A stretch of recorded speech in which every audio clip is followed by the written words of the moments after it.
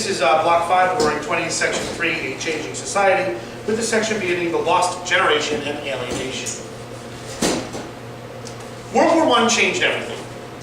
At the beginning of World War I, Western civilization was confident and forward-thinking, and the slaughter of the war changed elites' opinions of their own civilization. And if you remember from the progressive era and from colonialization, things like white man's burden, that European elites believed that they were the best the world had to offer, that the science and technology of European civilization would lead the world into, the broad sunlit uplands of peace and prosperity, and the slaughter of the war changed all that.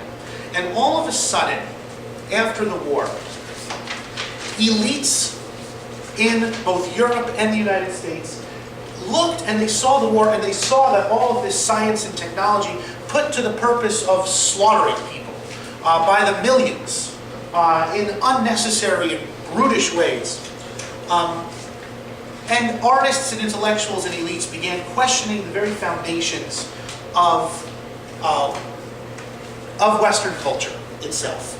The term lost generation was a generation given to a group of authors, especially Americans and other Europeans, that lived in Paris and tried to search for new meanings in the world, tried to search for a meaning beyond what had come before, that so much had been destroyed in the war.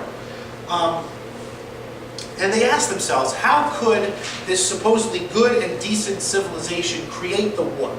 How could it create religious fundamentalism? Remember, these are still men of science.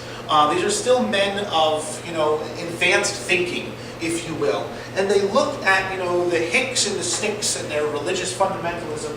How could any human being be like that? And they started to be bitter at people who were not necessarily like them. How could people be anti-communists? How could people be against the glorious experiment of human equality that was going on in the Soviet Union? They were deeply set against so-called middle-class, Puritan, if you want to call them, values. Values like hard work, values like religion, values like, what we would call family values. They were against the idea that, that hard work, is a reward in and of itself, and that, marriage is an important social institution. They were against all of these things. Being against, the things that formerly a society stood on, that's the word alienation. That's where the word comes from.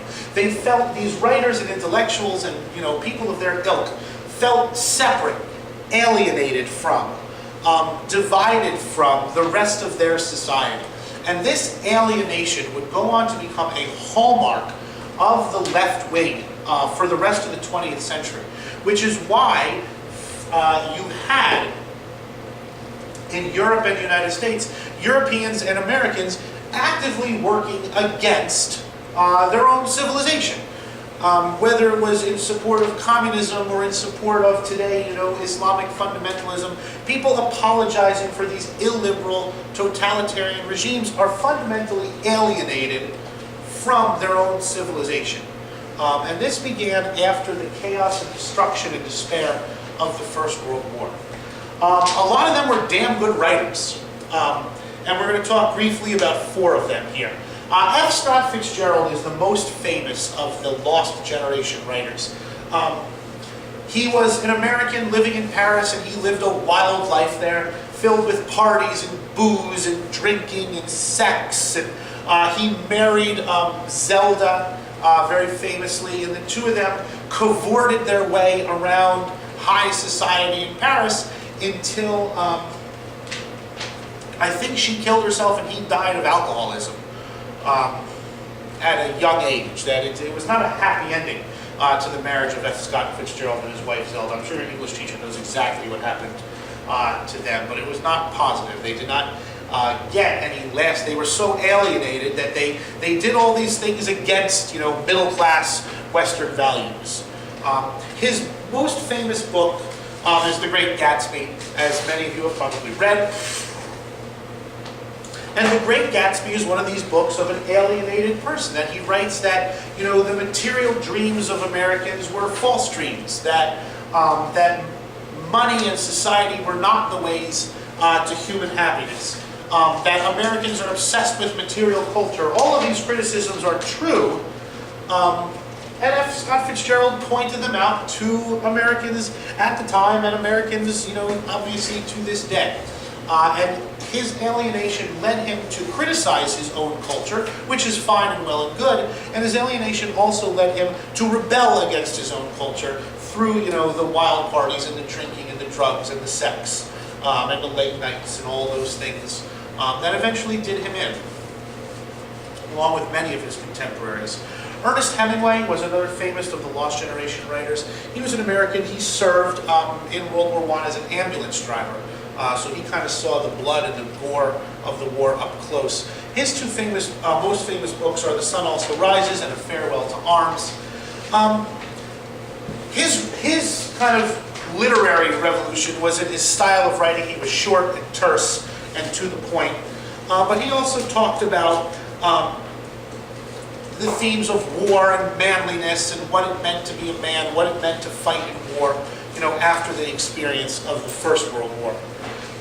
What was the point of life, after the war? Could you find meaning in warfare? Hemingway wrote about things like that. H.L. Mencken was an American critic, and he was a critic of the American middle class, that big, solid American middle class that we all strive for.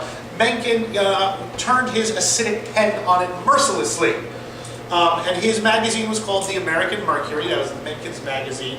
And he ripped on government and politicians and business and middle-class American life in general. He ripped apart American literature, saying that, middle-class literature was worthless, middle-class values are stupid.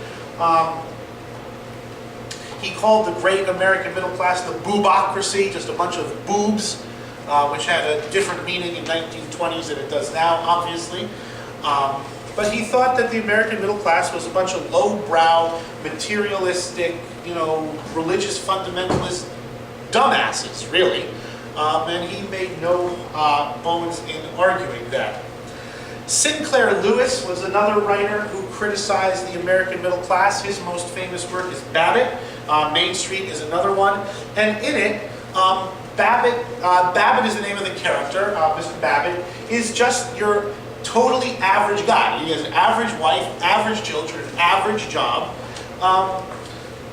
who Sinclair Lewis in his book has him trying to find meaning in what Lewis says is his meaningless middle-class existence. And Babbitt tries to get rid of all of those things. His work, his family, his wife, his children, his job, his house. Tries to get rid of all of them in a search for authenticity, in a search for what it really means to be alive. Fundamentally rejecting all of the things that we are, quote-unquote, supposed to strive for. Productive work, a loving family, a nice house, all of the signs of middle-class America. And these writers were fundamentally alienated from that. They thought that those values led nowhere, that those values at best led nowhere, and at worst led to the horrors of the war that they had just experienced. These guys, this lost generation writers and thinkers, formed an intellectual elite that for the first time really in the history of human civilization, the elites of a civilization, the elites of a society, are fundamentally against the society that they are elites in. And that tendency and that fact remains so to this very day.